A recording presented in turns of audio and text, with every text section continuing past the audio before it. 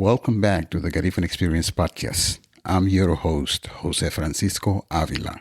Today, we are dedicating the episode to a powerful force. Today, we are diving into a topic that is both a preservation of our past and a powerful voice for our future, and is changing how the world sees us. Garifuna Literary Arts. For centuries, our history, knowledge, and traditions lived and breathed through the spoken word, passed down through the generations. Oral storytelling is our foundation, but today the written word has taken on a vital, urgent role, ensuring our rich heritage is preserved and shared with the world, especially here in the diaspora. Reclaiming our narrative. The need for our own literature stems from the painful historical truth. The story of African roots in the Americas, including our own Garifuna history, was often intentionally rewritten or erased from official history books. We were not seen as national symbols. Our history of dislocation and resilience was sidelined in favor of narratives that did not include us. This deliberate historical silence is precisely why Garifuna authors are so critical. We must tell historical events from a Garifuna perspective, using the pen to challenge the hunter's story. Think of the pioneers who broke that silence. Catarino Castro Serrano, the first Honduran Garifuna intellectual. In 1921, he wrote a transcendental work, Honduras in the First Century, which became a key historical source, giving a voice to a century of history. Thomas Vincent Ramos, often called the father of Garifuna history, his advocacy led to a recognized national holiday for the Garifuna people in Belize, making him one of the earliest founders of official Black holiday in the Americas. He also wrote a booklet entitled Carib History. As far as I know, it's the first history book written by a Garifuna person. We celebrate figures like Marcos Sanchez Diaz in Livingston, Guatemala, remembered as the founder of the town, and John Zambola, who founded the first official Garifuna community in Nicaragua, San Vicente, honoring our ancestral homeland. His son, John Zambola, was the founder of the Orinoco community. These stories, once oral or suppressed, must be written down. Literature becomes our crucial tool for reclaiming, reinterpreting, and challenging those dominant narratives. It disrupts that one-size-fits-all mentality of history and acknowledges the diverse, overlooked journeys of groups like the Garifuna. What is Garifuna literature? To reiterate, Garifuna literature is simply the written word by and about Garifuna people. It is a powerful, diverse tapestry of genres, short stories, novels, plays, poetry, biographies, memoirs, and non-fiction essays. These works give us an authentic first-hand look into our lives, whether we are in our ancestral lands, Belize, Honduras, Nicaragua, St. Vincent, or navigating new lives here in New York City or other places. This literature captures our incredible resilience and celebrates the richness of our language and customs in the face of historical and modern challenges. The power of the pen, our rallying cry. The act of writing is personal, political, and cultural.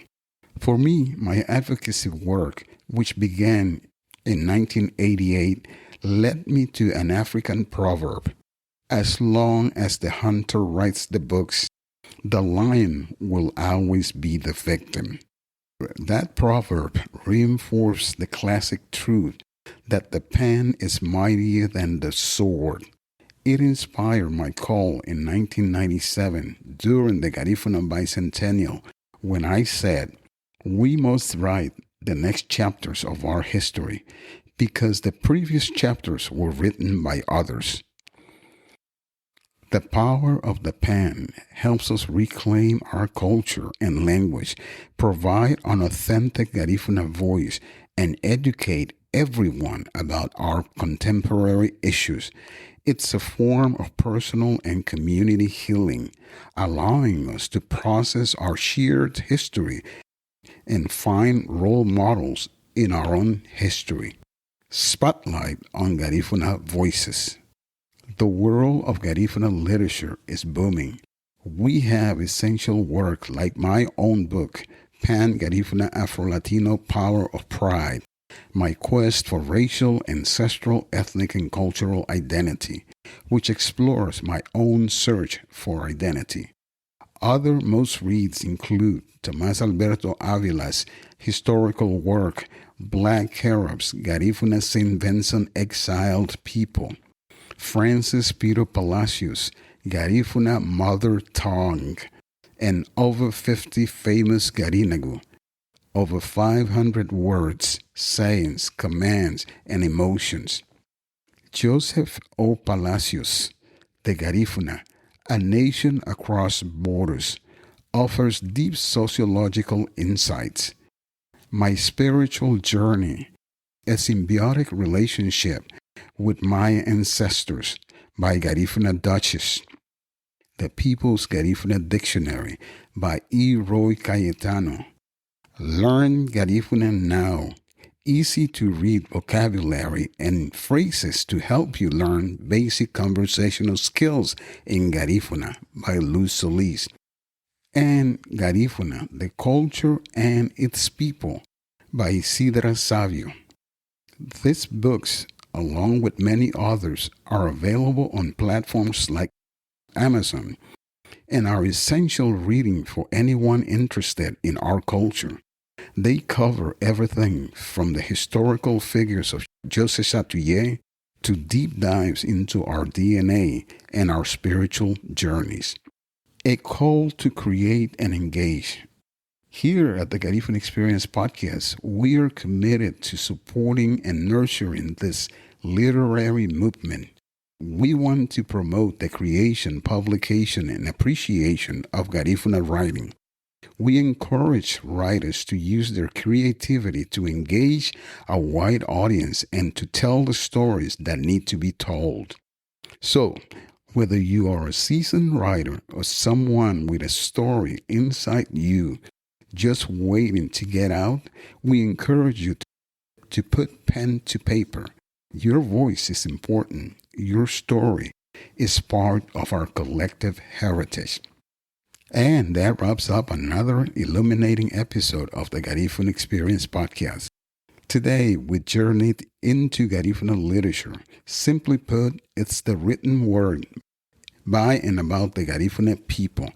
We invite you to keep reading, keep writing, and keep our culture alive. Remember, the future of the Garifuna people is in our hands, and we are driving power, prosperity, and progress. Until next time, stay united, stay proud. Sungube Lida Abba. Ayo. Thank you for listening. Find new episodes of the Garifuna Experience podcast every Tuesday. Follow the show on Apple Podcasts, Spotify, Amazon Music, YouTube, and iHeartRadio, or wherever you listen to podcasts. Don't forget to subscribe, rate, and review.